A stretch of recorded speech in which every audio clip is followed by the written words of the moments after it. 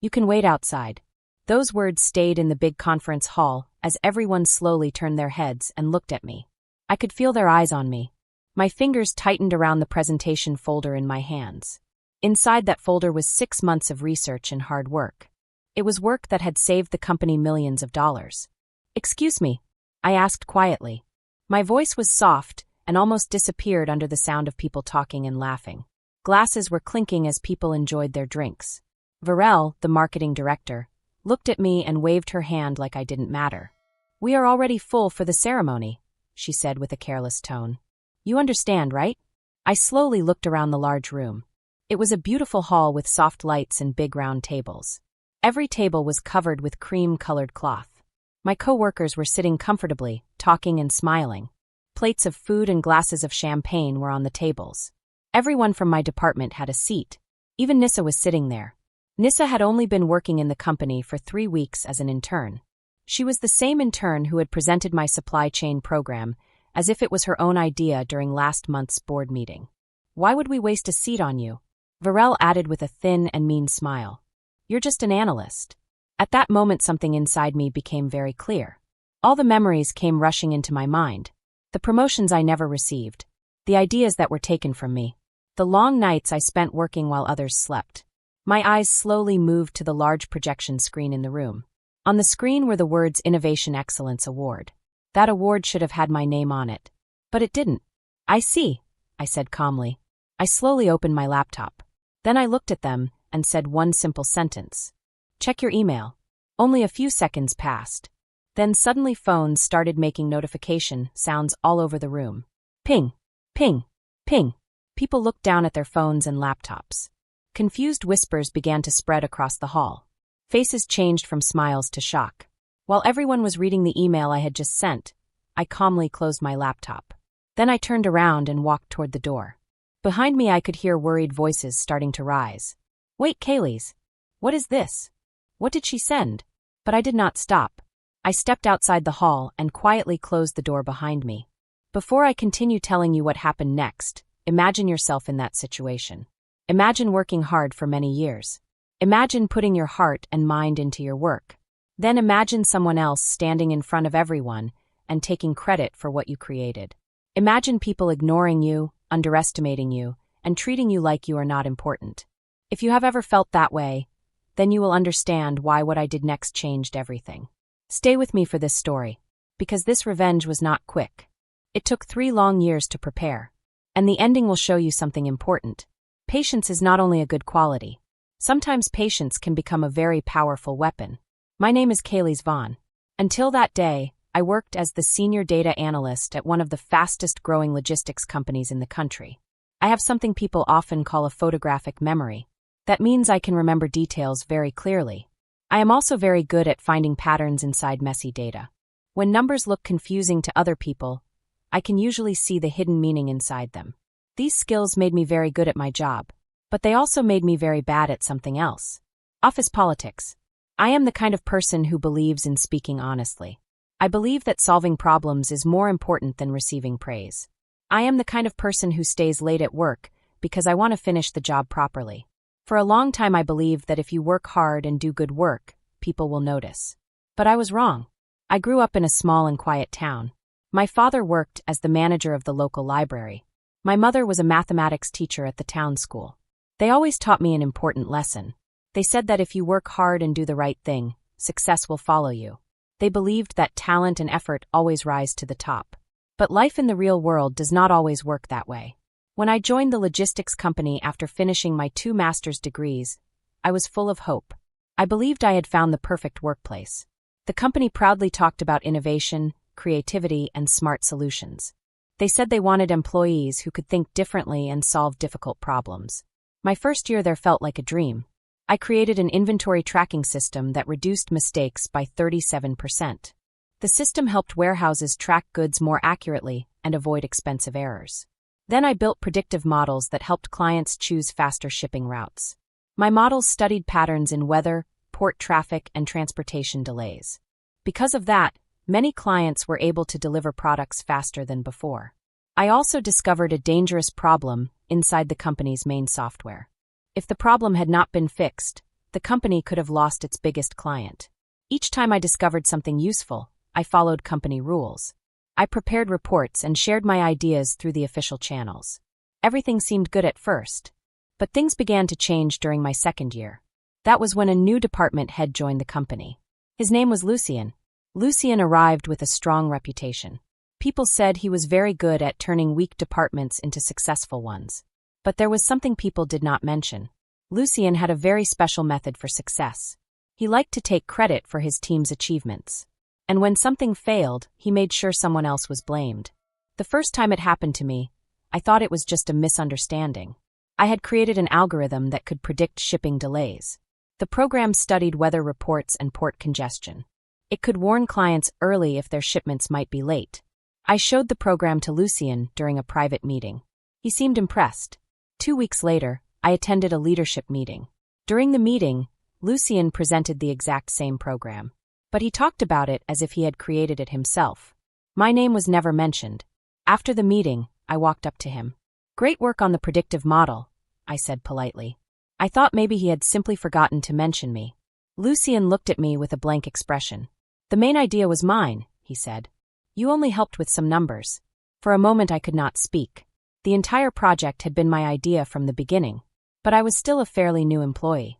I wanted people to see me as cooperative and friendly. So I stayed silent.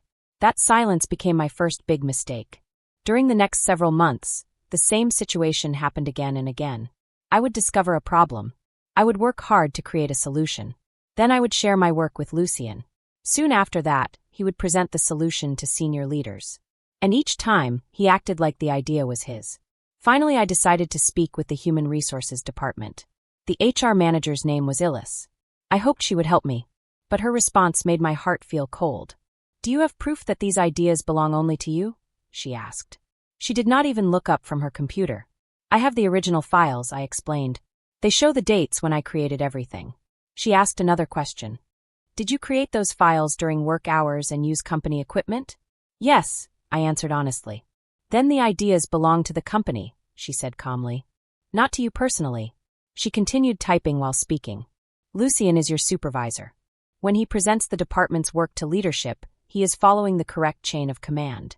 I walked out of her office feeling disappointed. That day I learned an unwritten rule of the company. Ideas always move upward, but credit almost never moved downward. For a while, I tried to ignore the problem and focus on my work. But 6 months ago, something happened that changed everything. I noticed big inefficiencies in the company's international shipping routes.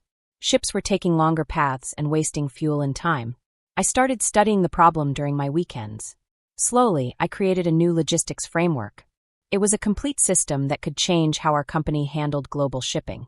The results were incredible. Clients could reduce costs by 27%. Delivery times could improve by 42%. I spent many late nights preparing a detailed presentation.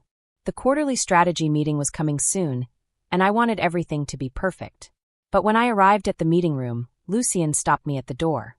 "The leadership team has a very tight schedule today," he said. "We need to keep things short." Then he held out his hand. "Give me your materials. I will include the important parts in my presentation." I hesitated for a moment, but eventually I gave him my presentation folder. Then I sat quietly through the 3-hour meeting. I waited for my turn to speak. But my turn never came.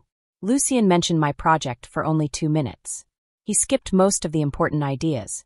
In the end, leadership decided to delay the project for future review. 2 weeks later, a new intern joined our department. Her name was Nissa.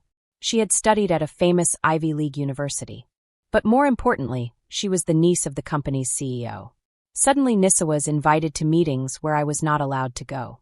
3 weeks later, she gave a presentation to the executive team. She presented a brand new logistics framework. But it was not new. It was my framework. She had only changed a few small details and given it a different name. The executives loved it. The project was approved immediately. Nissa received a full-time job offer and quickly became the rising star of the department. When I asked Lucien about it, his answer was simple.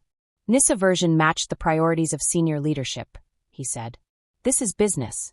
Then he added something that I will never forget. "Results matter more than who thought of the idea first." That night I sat alone in my apartment. Around me were 3 years of research, reports, and ideas.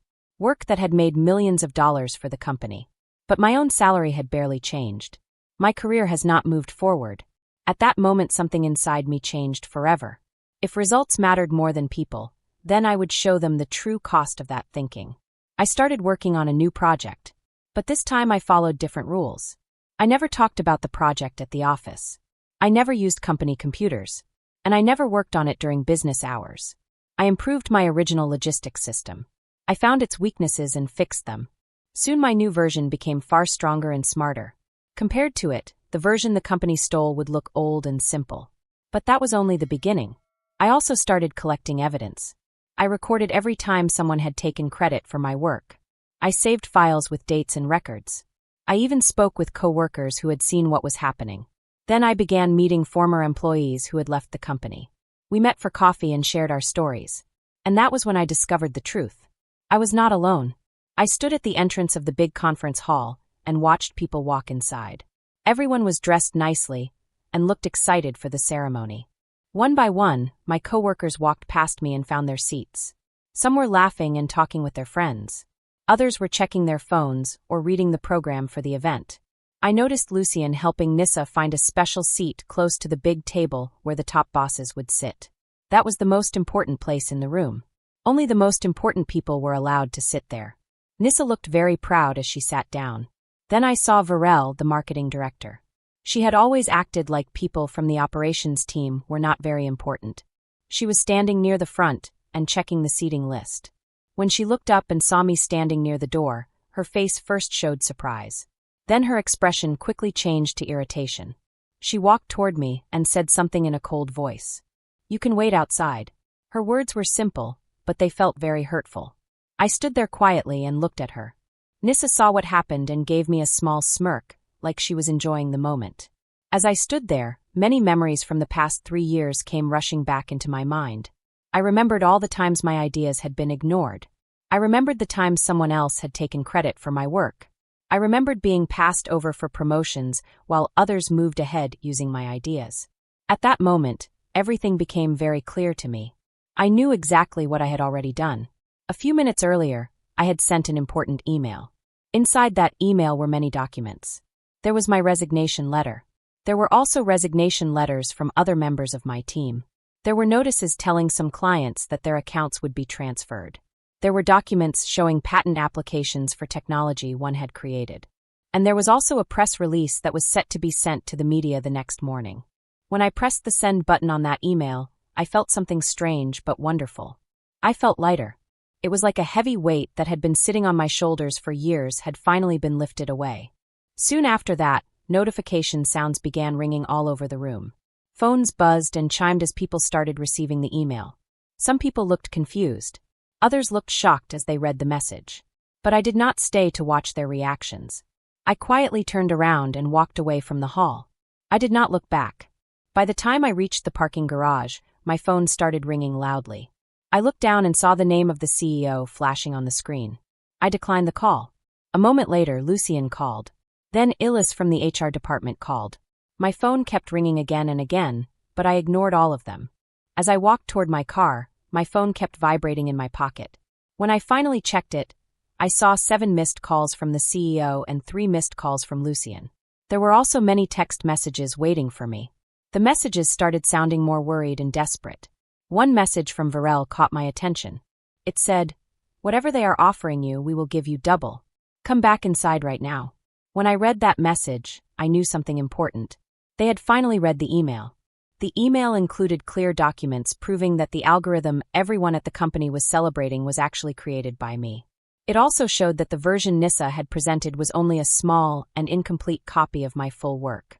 I was unlocking my car when I suddenly heard fast footsteps behind me. I turned around and saw Eamon, the vice president of the company. He had run down 3 flights of stairs to catch me before I left. He was breathing hard and looked messy, which was unusual for him because he was always perfectly dressed. "Kaelis, wait," he called out. "You can't just leave like this. The company needs you." I looked at him calmly.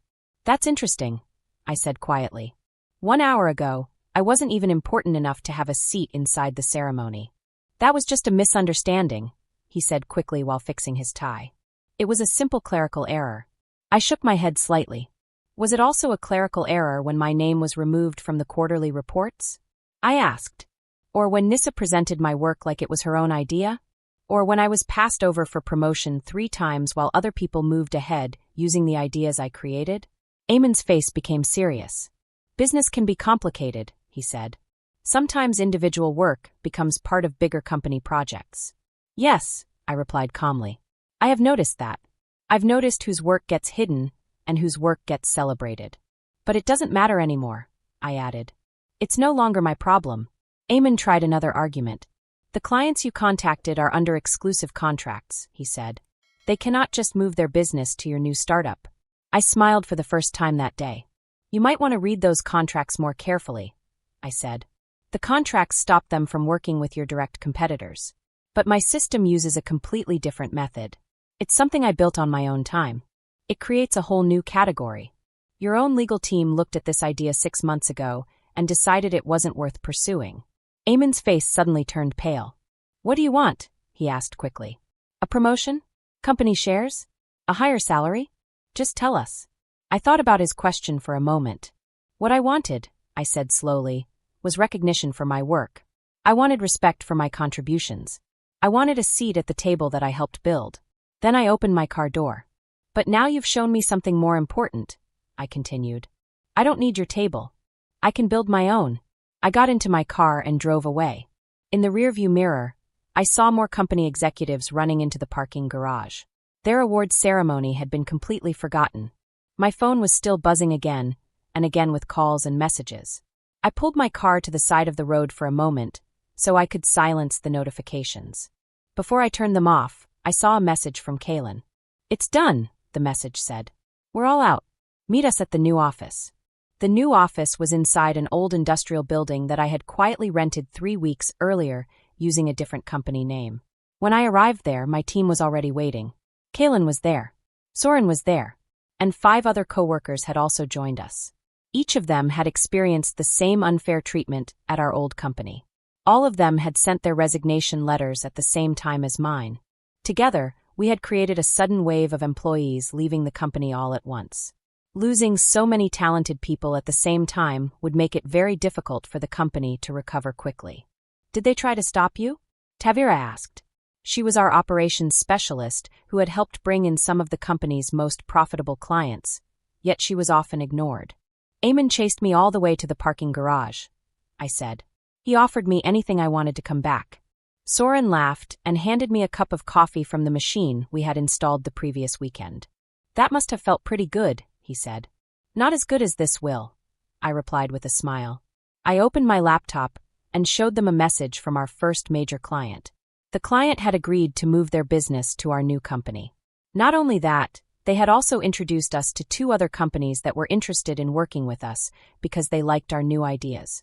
For the next several hours, we worked together to plan the launch of our new company. The company would be called Nexus Paradigm. The next morning, we would officially announce our company to the world. Our special logistics system would be our main product.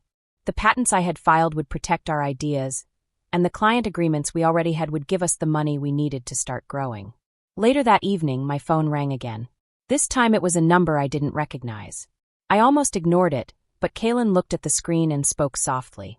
That's the private number of the board chairman, she said. So I answered the call and put it on speaker so everyone could hear. Ms. Vonn, said a deep voice. It was Rafferty Klein, the chairman of the board of my former company. I believe we need to talk. I'm listening, I said calmly. I have spent the afternoon reviewing everything, he said. The documents you sent are very concerning. I would like to meet with you privately to discuss a possible resolution. I appreciate the offer, I replied. But there is nothing to resolve. My decision is final. His voice became colder. Our company has resources you cannot imagine, he said. If you continue with this venture, we will take action to protect our interests. Are you threatening me? I asked. I am explaining the consequences, he said. But I stayed calm and answered confidently, because I knew the truth was on my side. The next morning, our press release went out exactly at 8 a.m., right when the stock market opened. Everyone on our team was excited and a little nervous. We had been working so hard to start our new company, and now the world would finally know about it. By 8:15, Financial news websites were already reporting that a new company had suddenly appeared in the logistics industry. It felt strange, but exciting to see our work on the news so quickly.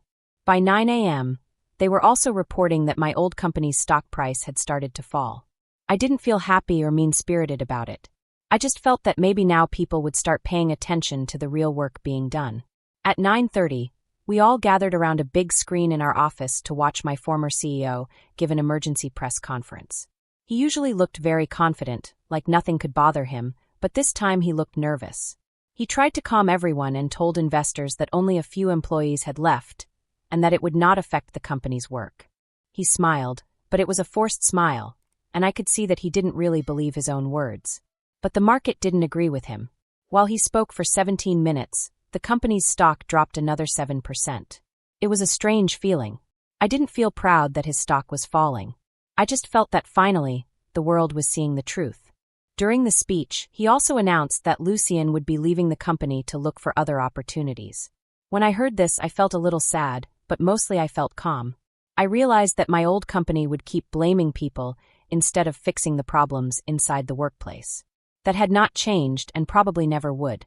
By noon, our phones wouldn't stop ringing. People wanted to talk to us about doing business together. Investors called to ask questions, and even some of my old coworkers called because they wanted to join our team. I could hardly believe it. The whole industry had started to notice us. Our calendar filled up with meetings very quickly. Everyone wanted a piece of what we were building, and that was amazing.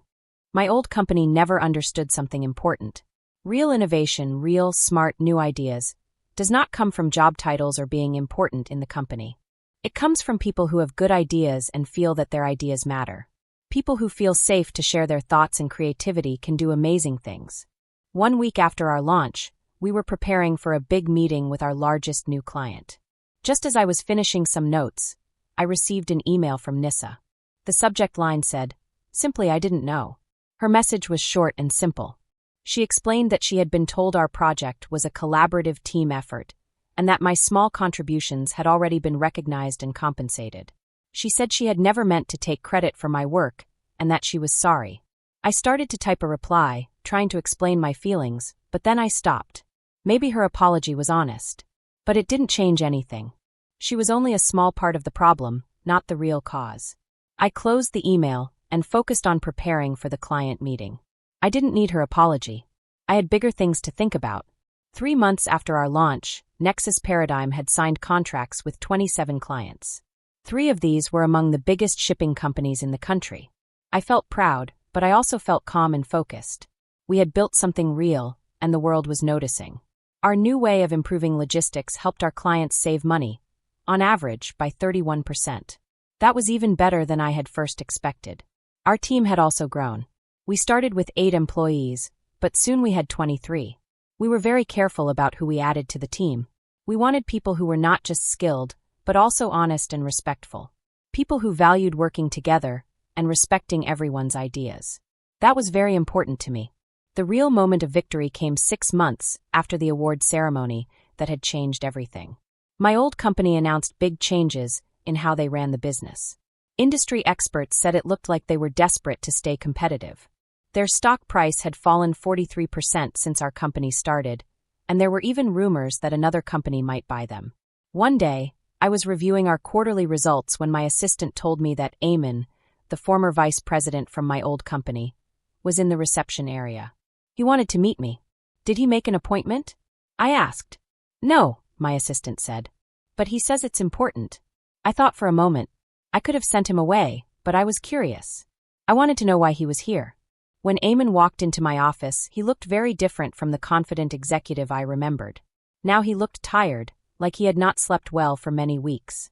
His shoulders slumped a little, and his voice was quiet. "Thank you for seeing me," he said. He stayed standing until I pointed to a chair and told him to sit. "What can I do for you, Eamon?" I asked. He placed a folder on my desk. "This is a formal offer to buy your company," he said. "The board wants to purchase Nexus Paradigm and combine your technology with our system." I opened the folder, glanced at the number on the first page, and then closed it. "That's a very large offer," I said. "It shows how valuable your company is," he replied, "and how expensive it is to compete against you. Why are you the one delivering this offer?" I asked. Where is the investment team? Eamon shifted in his chair. The board thought you might listen more if the message came from someone you already know, he said. Even though that person once told me I wasn't important enough to sit at the table? I asked. I never said that, Eamon said quietly. You didn't have to say it, I replied calmly. You showed it with your actions. In every meeting I was not invited to. Every decision where someone else took credit for work they didn't do. Eamon looked down at his hands. The company has changed since you left, he said softly. We have created new rules to recognize innovation. We started mentorship programs. We changed our payment system to reward original ideas. All of those things could have been done before, I said. If anyone had cared enough to listen. Yes, he admitted softly. Then he looked at me with a serious expression. That's actually why I'm here, he said. Not just to give the acquisition offer. I want to ask you something else. Would you consider coming back as our Chief Innovation Officer? You would report directly to the board. I studied his face and could see the desperation behind his words. 6 months ago, hearing something like that would have meant everything to me. I would have felt happy and proud. But now it feels empty. I will review your offer to buy the company with my team and our advisors, I said carefully. But I will not return as an employee under any circumstances. I have built something here that I truly believe in, I continued. I work with people who respect each other's ideas and contributions. I am not willing to give that up. After Eamon left, I sat alone in my office and thought about the long journey that had brought me here. The pain of being ignored had turned into the strength to create something real. The people who once dismissed me were now coming to me for approval or treating me like an equal. But the real victory was not their recognition. The real victory was realizing that the table I once wanted to sit at was never worth it. By building my own company, I had created a place not only for myself, but also for everyone else. A place where every person's ideas were respected. The revenge I had planned worked even better than I expected. But the sweetest part was not watching my old company struggle. The sweetest part was watching my new company grow and succeed. We were not just making money.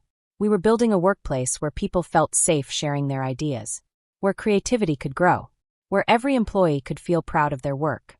6 months after my meeting with Eamon, we decided not to sell the company. Instead, we announced that we would expand internationally. We wanted to reach more clients, help more companies, and build an even stronger team. 1 year after the award ceremony where I had been told to wait outside, I was invited to give the main speech at the biggest conference in our industry. When I walked onto the stage, I saw many faces in the audience that I recognized. Some of them were from my old company. But this time they were not looking at me with disrespect. They were looking at me with something new. Respect. I started my speech with the same words that had once been used to push me away. You can wait outside. People in the audience murmured in surprise. Those words changed my life, I continued. Not because they hurt me, even though they did. They changed my life because they showed me the truth. They showed me that I was waiting for approval from people who would never give it, and that I was measuring my value using their standards instead of my own. The room became completely quiet as I told them about my journey, from being an ignored analyst to becoming an industry innovator. I did not mention my old company or my former coworkers by name. I did not need to, because the story was no longer about them. It was about understanding your own value, even when others cannot see it. I looked at the audience. Some people looked inspired. Some looked uncomfortable. But everyone was listening carefully. Then I shared my final thought. The most powerful seat is not the one that someone saves for you. It is the one you build for yourself.